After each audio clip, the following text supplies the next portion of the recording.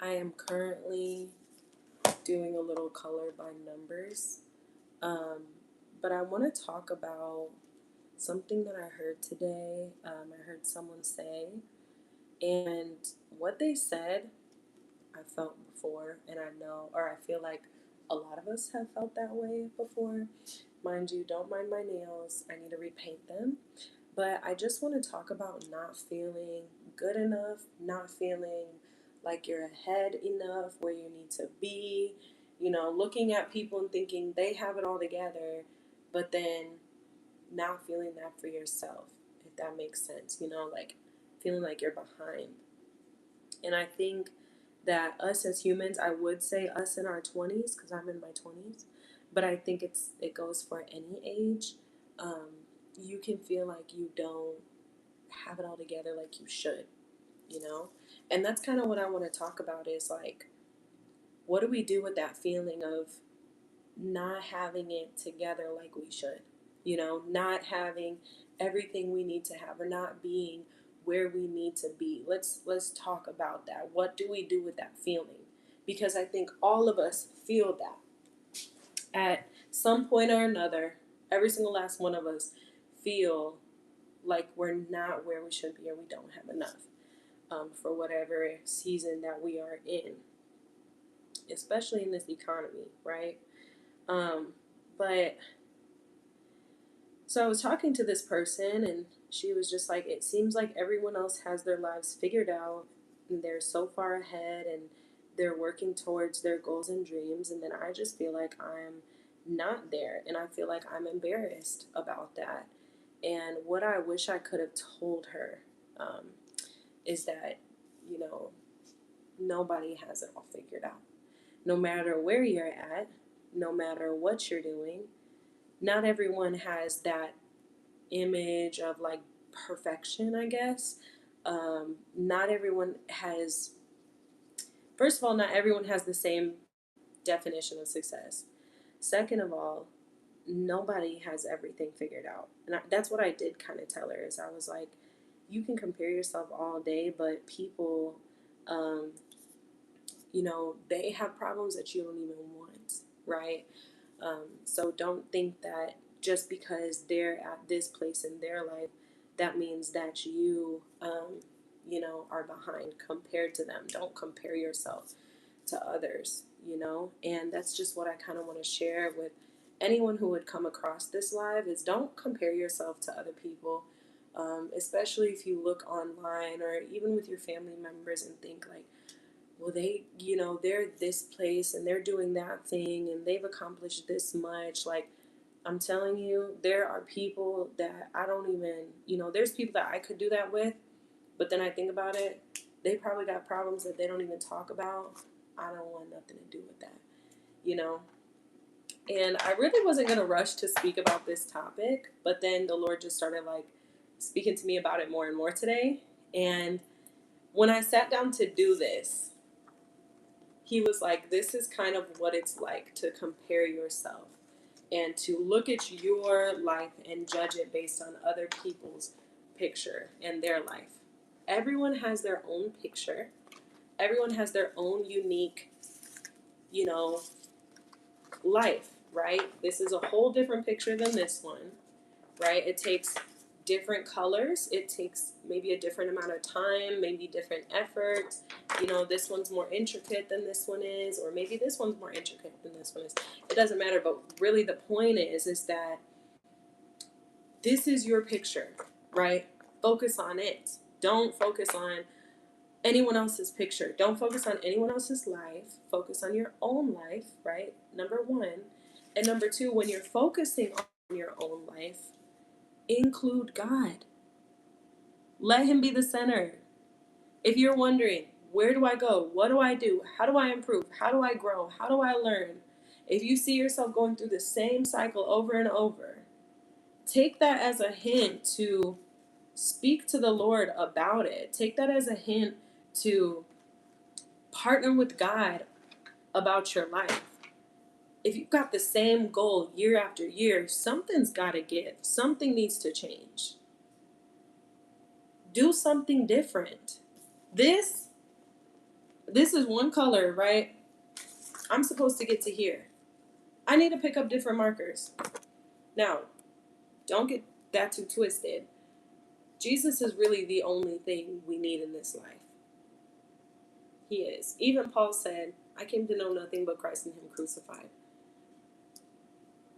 I know from my own personal experience, I didn't see movement like I wanted to. I didn't see growth like I wanted to. I did not see healing like I wanted to. I did not see change like I wanted to until I met Jesus, until I let Jesus into my life, until I surrendered to Him. And I did the hard part that was required of me, and that was to deny myself and pick up my cross and follow Him. A verse that I do want to share with you is this. If you are feeling like you're behind, if you're feeling like, you're not where you want to be, you're not where you need to be, and you just don't know what to do. Maybe you're exhausted, maybe you're running out of energy. That's kind of where I was at a little over 3 years ago now. I was just exhausted. I was completely out of energy. I tried everything and I still wasn't getting what I wanted emotionally, spiritually, mentally. I wasn't getting what I wanted. And even physically too. But it wasn't until I listened to this verse. This verse says, but seek first the kingdom of God and His righteousness, and all of these things will be added to you. I believe that Jesus spoke this knowing that we have options, knowing that we have opportunities to try this new course, try this new diet, enter into this new opportunity, relationship, job, whatever. Jesus knew we would have options, and He told us first, seek the kingdom and His righteousness. Something about the kingdom and His righteousness will get you to where you need to go, because what does it say? It says, then all these things will be added to you. All these things will be added to you. And my life personally, it's just little old me, has been completely transformed just based off of Jesus. Completely transformed. Completely transformed. I'm like, it's something so beautiful. Simply off of saying no to myself. Yesterday I made a video about letting go. And there's so much. I could go on and on for days about the things that the Lord has had me let go of, right? But like I mentioned in that video, none of that was compared to what I had gained. And so when you go in and you do seek the Lord, glory be to God, I pray that someone does after seeing this. When you go in and you seek the Lord first, you drop everything, you stop everything, all of the striving, all of the worry, all of the fear. When you just let that all go and you go and seek the Lord, what you will find is unattainable in this human walk. It's supernatural. And it's a daily thing. So when you decide, you know what, I'm going to go ahead and I'm going to seek the Lord, my ice maker, I'm going to go ahead and I'm going to seek the Lord. Understand that this is going to be a daily thing. This is going to be a lifestyle. And the beauty of it is now, if you've chosen, I'm going to seek God, I'm going to seek Jesus, I invite Jesus into my heart, all these things. Now you have a forever counselor, best friend, father, love that you can turn to at any point in any day to ask questions, Lord, what should I do? Should I take this job? Should I, join this group? Should I, you know, whatever? He'll speak to you and say, "Hey, I want to talk to you about this. I want to teach you about that. I want you to learn from me." And it's now this relationship that through that intimacy with Jesus, you actually get closer to the things that your heart desires. Like, it's through that relationship that your life begins to change. And what I think that we get mixed up is like, okay, well, I want to do all these things myself. And when it doesn't work, we blame it on ourselves. Well, I must be doing something wrong. Or that person must have sold me a fake course, or whatever it may be. But no, it's really, we're going to the wrong people. We're going to the wrong things when we should be going to Jesus. I used to read tarot cards. I used to, burn sage and Palo Santos. I used to use crystals, burn incense, um, you know, and all of those things. I was yearning for something. I was yearning for. I didn't even know at the time what I was yearning for. I just knew I had an emptiness. Now that that emptiness has been filled, I realized I was yearning for the Lord. I was yearning for His perfect love that casts out all fear. You know, I was yearning for an environment that I could trust. I was yearning for those things, and I got them through Jesus. And so when I heard this person today say, like, I feel like everyone else has their life together, and I don't, and it's embarrassing. I want to tell her, like, start seeking the Lord, because He'll get you to where you want to be at. Now, it won't be easy, it won't always be cute, right? It really won't. Like, there's still struggles that you will face. Jesus does say, like, you know, you will face temptation. You will face temptation. You will face trouble in this world, right? But take heart, I've overcome the world. And so, um, but what I will say is that when you seek Him, Matthew 6:33 is true. I mean, it's one of, like, the most, I feel like, popular Bible verses, but it is a true, very, very, all of it's true. But what I'm saying is, I've lived this one out in my own life, and I'm continuing to live it out. And He pushes me all the time, to seek Him more, to seek Him more diligently, to be more quiet in His presence, to sit with Him and to ask questions and to read the Word. Like, it's an ongoing, forever thing with the Lord.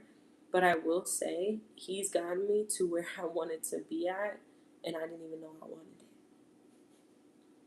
Like, I'm at a place in my life where I'm so genuinely thankful, because I don't struggle with half the things that I was struggling with before I knew Jesus. And I'm talking, like, deep, spiritual, hidden things that I didn't even really understand myself. But now that the Lord has healed me from it, I understand. This is just a yapping video, but I really just wanted to tell someone, if you're yearning and you feel lost and you feel like, what should my next move be? Or maybe you think, like, I know my next move, I just don't know if it'll work. Seek the Lord. Seek the Lord with all your heart, for real. And you can trust Him too. You can trust Him. You can trust that you're safer with Him than you are with yourself. You are.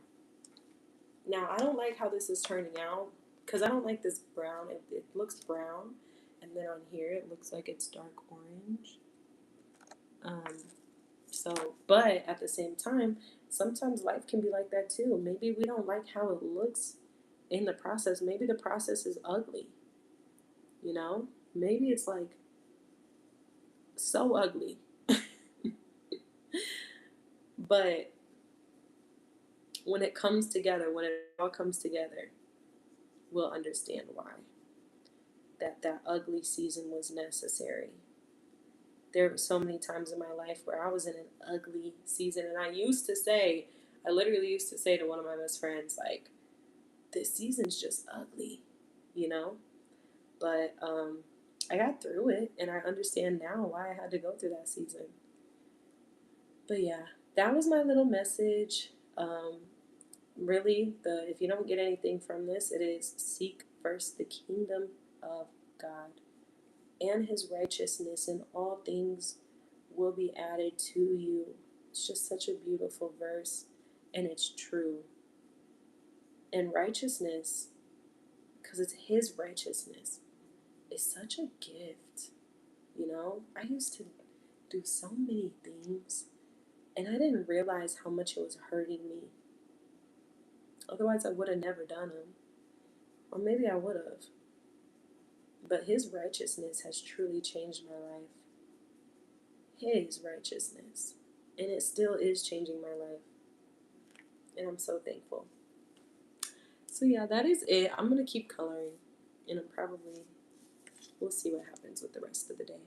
But I pray that this live helped just at least one person to realize, hey, I got to surrender. I got to step back, and I got to seek God about this because I need help. You know, that's one of the most powerful prayers you can pray is help me. So I pray that bless somebody. I love y'all. Shalom.